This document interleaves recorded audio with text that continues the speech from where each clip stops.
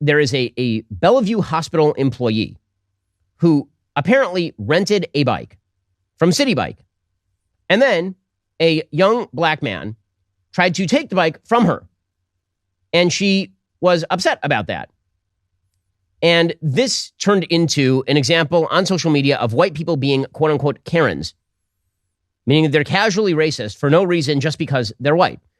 Ben Crump, who is a racial ambulance chaser, all he does is he finds tragic situations or non-tragic situations to jump into the middle of and then pretend that America is a deeply racially biased and horrible place so that he can get those big checks.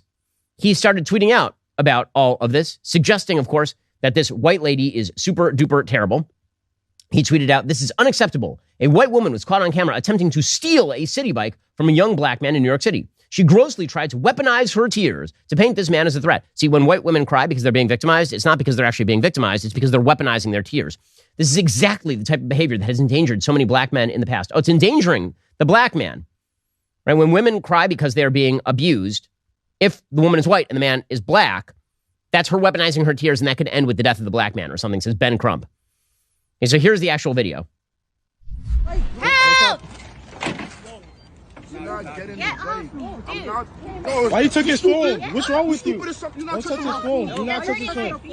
I'm not touching you. You putting your stomach on my hand. My dude, stop. No, my dude, stop. No. I said no. I said sit down. Please. She's just crying. You're not crying. I got you on video.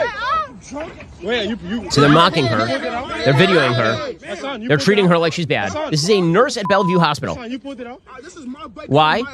Please move. All right, so why don't we reset the bike? I'm not resetting the bike. It's his. Reset it. I'm gonna pull it out on your account. You are active. This is my bike crying. She's fake crying. Stop fake crying. She's just sitting there. Hey, stop touching me. I don't touch you. Hold up. Hey, stop touching me. A bunch of young black men yelling at this white woman not to cry. Stop crying. Stop. By the way, they're stealing her bike. Exactly. Okay, that's what this actually turned out to be. So they claimed that she tried to steal their bike. This is what they tried to claim. Now, as it turns out, according to the New York Post, the lawyer for a Manhattan hospital worker accused of taking a Citi Bike from a young black man who claimed that he paid for the two-wheeler provided receipts that he says show she was the one who purchased the ride at the center of the viral incident. The Bellevue Hospital employee who was branded a Karen. Okay, so again, in America, the way that this works is that we are allowed to have racial terms for white women who are apparently just guilty of being what they are. Karens now. They are Karens. She rented the bike first, according to her lawyer. He provided 2 Citi Bike receipts from May 12th, which were time-stamped just minutes apart. The first receipt reviewed by the Post shows the bike being taken out before it was relocked 1 minute later, which Marino said is the bike seen in the video. The second receipt shows another bike being taken out a minute later from the same docking station and was the bike Marino said his client used to get home after being heckled and pressured to find a new bike by the group. The hospital employee, who Marino says is a 6-month pregnant physician assistant, but she's bad, guys. She's bad. White lady tears, was placed on leave by New York City Health and Hospitals this week after her heated encounter with the men emerged online Saturday and has been viewed tens of millions of times. Marino called the caught-on-tape interaction incomplete and lacking. By the way, even in the tape, what is she doing that's so wrong? She's holding the bike, she's crying, and she's calling for help. That's the thing that she did that's super-duper wrong? By the way, if all the youths were white and the lady was white, I don't think anybody would have any trouble identifying exactly what was going on. Or if the lady were black and all the youths were black, nobody would have any trouble identifying what is going on. It's a bunch of young men who are larger than the woman grabbing a vehicle from the woman. Normally, this would fall under believe all women, would it not? Typically, it would. A 6-month pregnant employee at a hospital versus a bunch of young men who are trying to grab the bike and filming her while doing it, and she's crying. But because she's white and they're black, this obviously changes everything. Remember the first time you got a free phone? It was awesome. You started off feeling great. Then came the hefty activation fees, 4-line requirements, and of course, the binding contract. Pure Talk is giving you a free 5G Samsung Galaxy phone without the feeling you've been duped. When you switch to Pure Talk's unlimited talk and text data plan that comes with a mobile hotspot, you'll get a 5G Samsung Galaxy for free. That's right, unlimited everything at a fraction of the price of Verizon, AT&T, or T-Mobile. Here's another thing. You'll be on America's most dependable 5G network. How do I know? Well, because I am a customer. Make the switch on over to Pure Talk, the cell phone wireless company I'm proud to stand behind because they are proud to stand behind our mission here at the Daily Wire. Pure Talk's U.S. customer service team helped me make the switch in as little as 10 minutes. I was even able to keep my phone number. Just head on over to puretalk.com/Shapiro. Get your free Samsung Galaxy when you sign up for unlimited talk, text, and unlimited data. That's puretalk.com/Shapiro. Pure Talk is wireless for Americans by Americans. Again, this is a company that's going to give you great 5G coverage, and they don't hate your guts, And you get the free Samsung Galaxy phone when you sign up for unlimited talk, text, and unlimited data. puretalk.com/Shapiro to get started.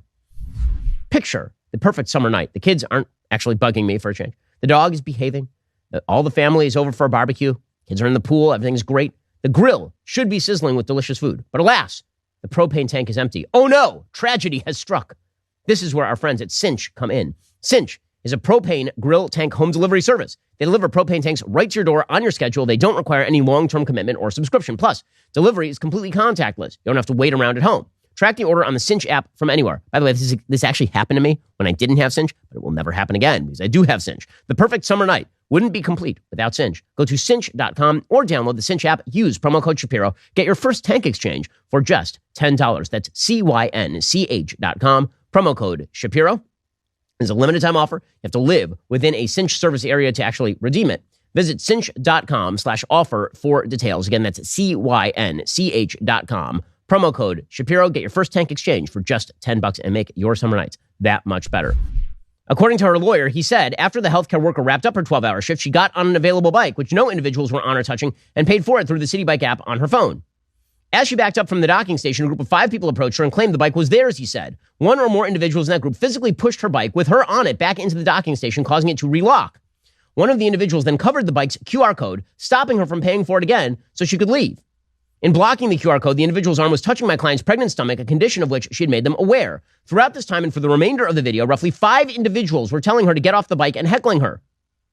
The fact that anyone would treat another person like this is tragic, especially a visibly pregnant woman, he said.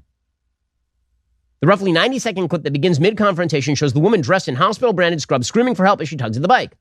The young man kept his grip on the bike's handlebars and repeatedly told the woman he had already paid to use that particular bike and it wasn't yours. Get off me, you're hurting my fetus, the woman then shouted as she pushed the man away. I'm not touching you, you're putting your stomach on my hand, the man replied. Halfway through the clip, the hospital worker appears to start crying as another man in the same scrubs approached the melee to see what was going on. Some social media users called the interaction racist. And others compared it with the situation when Amy Cooper called the police on a black bird watcher in 2020 and lost her job over that. By the way, that incident was also a bunch of crap, as it turned out. In that particular incident, it turns out that the person Amy Cooper called the cops on literally threatened to harm her dog to her, you will recall. But it didn't matter. It didn't matter. The idea was that she was a racist. If you're a white person, then I guess the idea in the mainstream media and in social media spheres is that you have an obligation to be victimized by people. By the way, this also ties into the Jordan Neely case. Right? Jordan Neely was actively threatening people on the subway, and a white person put him in a submission hold, and then he died. And the idea was that Jordan Neely apparently had a right to threaten people on the subway system because no one could stop him, certainly not a white person. Hey, how does this... So these are the dual moralities that the Democratic Party is going to have to choose, and they're not... They are mutually exclusive. The upper class progressive mentality that says Pete Buttigieg ought to be your nominee is not the mentality, largely, by the way, not pushed by black Americans, largely pushed by progressive white people, that the way to victory is to racialize pretty much everything.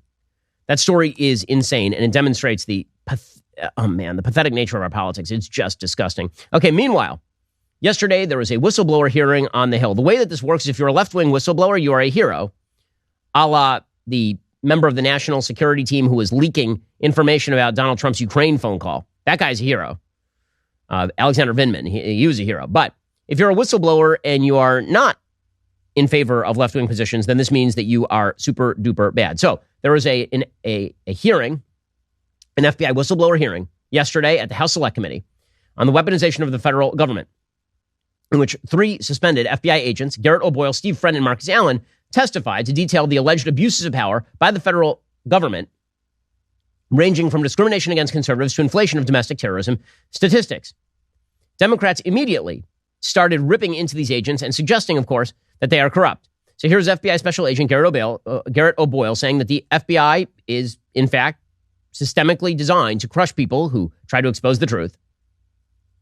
If one of your really good friends, your former colleagues, came to you and said, I have this thing that is being covered up, and I think the American people need to know about it, what advice would you give them?